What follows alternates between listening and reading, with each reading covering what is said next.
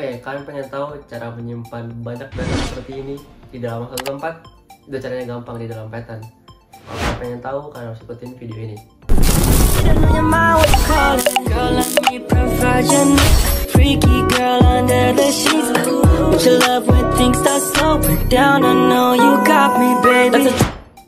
Halo, selamat datang lagi di channel Python Case. Jadi di channel ini kita bakal bahas nih struktur data penting atau cara menyimpan data di dalam suatu Python.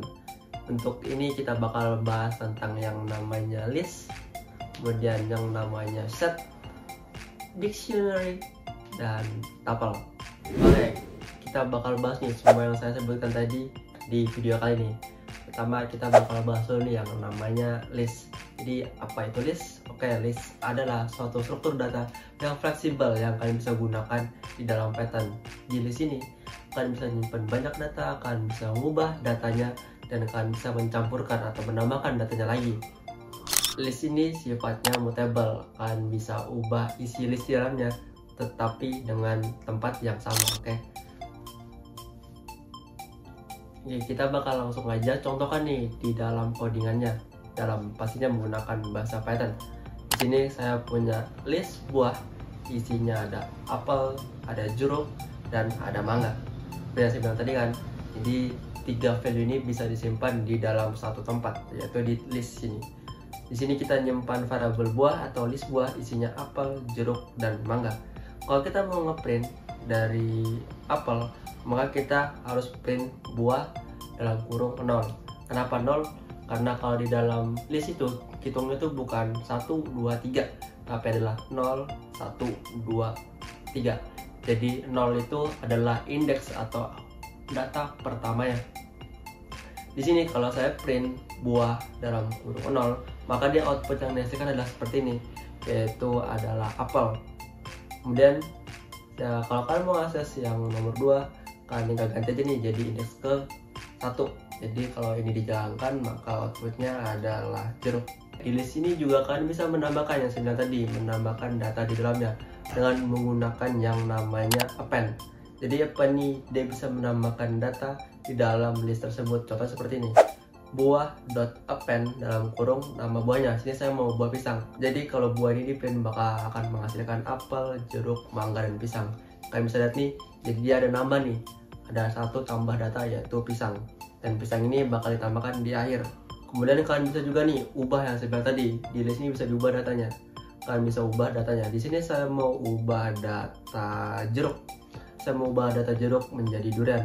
Karena jeruk itu ada di posisi 2, dan kalau dalam list itu ada di indeks pertama, maka kita harus akses dulu nih, buah 1, artinya buah 1, buah jeruk, diubah menjadi durian. Maka kalau print buah, hasilnya adalah seperti ini, apel, durian, mangga, dan pisang. Tadi itu adalah cara pembuatan list. Jadi dan sekarang kita bakal bahas struktur data lainnya yang saya bilang di awal, yaitu tuple.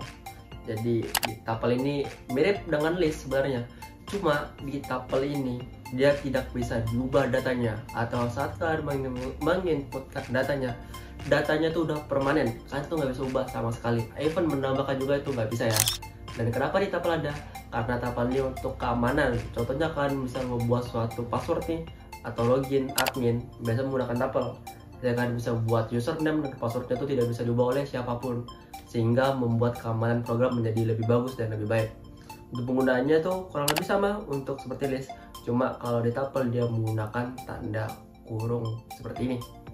Di sini contohnya saya buat tuple dengan nama akun, dan saya isi adalah admin, kemudian admin 123, itu artinya tuple pertama indeks ke 0 itu isinya admin, kemudian indeks ke 1 itu isinya admin 123. Ini untuk username dan ini untuk password.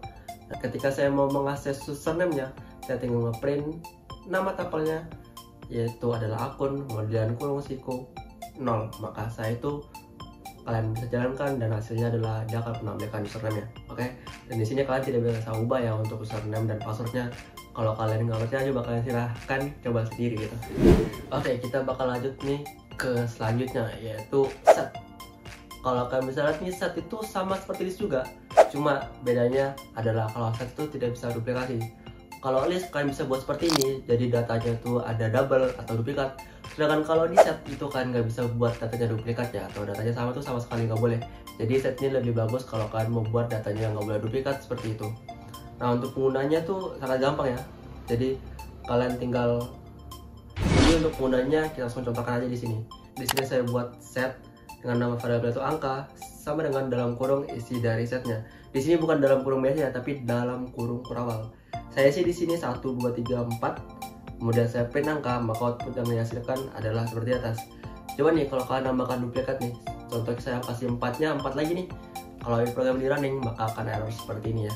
Itu karena memang set itu nggak bisa duplikat. Dan kalau saya menambah nih, seperti tadi, list itu bisa ditambah dan setnya juga bisa ditambah. Untuk nambahnya beda, kalau di list itu menggunakan append, tapi kalau di set akan menggunakan yang namanya add. Oke, di sini menggunakannya adalah dengan menggunakan angka .add dalam kurung 5. Jadi menambah elemen kelima ya, atau isinya itu adalah 5.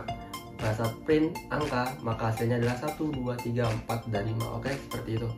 Oke, selanjutnya tuh ada struktur data yang terakhir, yaitu struktur data dictionary. Jadi dictionary ini adalah struktur data yang bisa menyimpan key dan value. Jadi formatnya itu adalah key dan value. Dia cocok untuk menggunakan data yang memang harus digunakan berpasangan seperti itu. Untuk cara penggunanya kita langsung coba aja di sini.